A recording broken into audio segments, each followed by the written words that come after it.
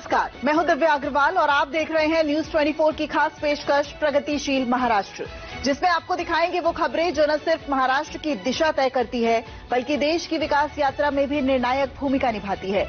इनमें शामिल है फडणवीस सरकार के नीतिगत फैसले, विकास योजनाएं, घोषणाएं और उनका धरातल पर प्रभावी क्रियान्वयन। तो आइए शुरुआत करते हैं इस सप्ताह की प्रमुख खबरों से। महाराष्ट्र को 2047 तक विकसित राज्य बनाने के लिए महाराष्ट्र सरकार विजन डॉक्यूमेंट तैयार कर रही है, जिसमें लघुकालीन, मध्यमकालीन और दीर्घकालीन लक्ष्य शामिल होंगे। विजन डॉक्यूमेंट पर मुख्यमंत्री देवेंद्र फडणवीस ने कहा है कि यह दस्तावेज जनता की आकांक्षाओं का प्रतिबिंब होना चाहिए और भविष्य की योजनाओं के लिए मार्गदर्शक बनेगा। अब तक 4 लाख से अधिक नागरिकों ने विजन डॉक्यूमेंट के लिए अपने सुझाव दिए हैं। विजन डॉक्यूमेंट प्रारूप प्रस्तुति बैठक की अध्यक्षता मुख्यमंत्री फडणवीस ने की। बैठक में उप मुख्यमंत्री एकनाथ शिंदे, मंत्री आशीष जायसवाल और मुख्य सचिव राजेश कुमार उपस्थित रहे। नागपुर जिले का सातनबरी गांव देश का पहला स्मार्ट और इंटेलिजेंट गांव बन गया है, जहां कृषि, स्वास्थ्य, शिक्षा समेत 18 आधुनिक सेवाएं तकनीक से उपलब्ध कराई जा रही हैं। इस अवसर पर मुख्यमंत्री देवेंद्र फडणवीस ने घोषणा की कि महाराष्ट्र के प्रत्येक तालुका के 10 गांव इस मॉडल पर विकसित किए जाएंगे। पहले चरण में 3500 गांव शामिल होंगे। ड्रोन, सेंसर, टेलीमेडिसिन, स्मार्ट शिक्षा और एआई आधारित सुविधाएं गांव वासियों को उपलब्ध कराई जाएंगी। फडणवीस ने इसे आत्मनिर्भर भारत की दिशा में क्रांतिकारी कदम बताया। हम लोग अब हमारा जो भारत नेट है उसको रिंग पद्धति से 20 गांव, 15 गांव में रिंग तैयार कर रहे हैं। तो जैसे वो 15-20 गांव को हम धीरे धीरे स्मार्ट और इंटेलिजेंट बनाएंगे तो उसका मेंटेनेंस भी करना पड़ेगा। इसलिए उसका एक वेंडर बेस या उसकी एक व्यवस्था ये अगर हम जिला पंचायत के साथ खड़े करेंगे तो मुझे ऐसा लगता है कि ये सारी चीजें चलेगी।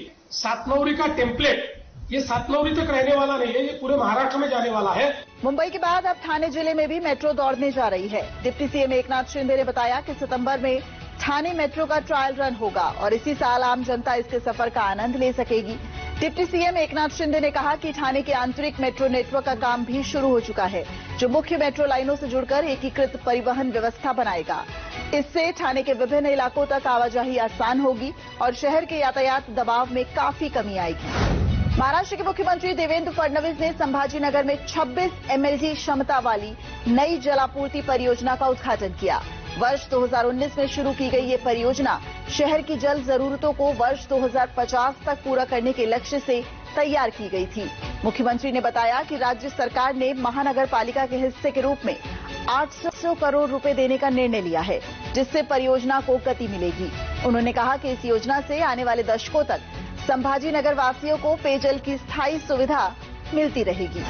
महाराष्ट्र सरकार ने छत्रपति शिवाजी महाराज की विरासत को सम्मान देते हुए पुणे जिले के बेले तालुका का नाम आधिकारिक रूप से राजगढ़ कर दिया है। ये निर्णय राजगढ़ किले के ऐतिहासिक महत्व और स्थानीय निवासियों की लंबी समय से चली आ रही मांग को पूरा करता है।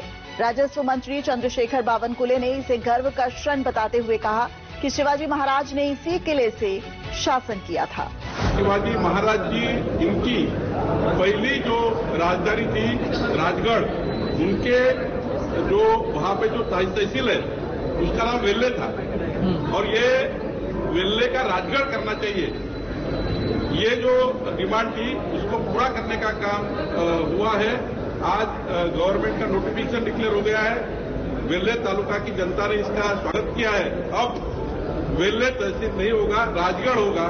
ये हमारे लिए अभिमान की बात है। पूरे देश में 17 सितंबर से 2 अक्टूबर 2025 के बीच स्वच्छता ही सेवा पखवाड़ा मनाया जाएगा। स्वच्छता ही सेवा पखवाड़ा के लिए महाराष्ट्र सरकार ने भी कमर कस ली है। शहरी क्षेत्रों में स्वच्छता को बढ़ावा देने के लिए स्वच्छ भारत अभियान के अंतर्गत शून्य कचरा वाले शहर और सार्वजनिक शौचालयों का सौंदर्यीकरण जैसी योजनाएं लागू की जा रही हैं। केंद्रीय आवास एवं शहरी विकास मंत्री मनोहर लाल खट्टर ने वीडियो कॉन्फ्रेंसिंग के माध्यम से राज्यों के कार्यक्रमों की समीक्षा की।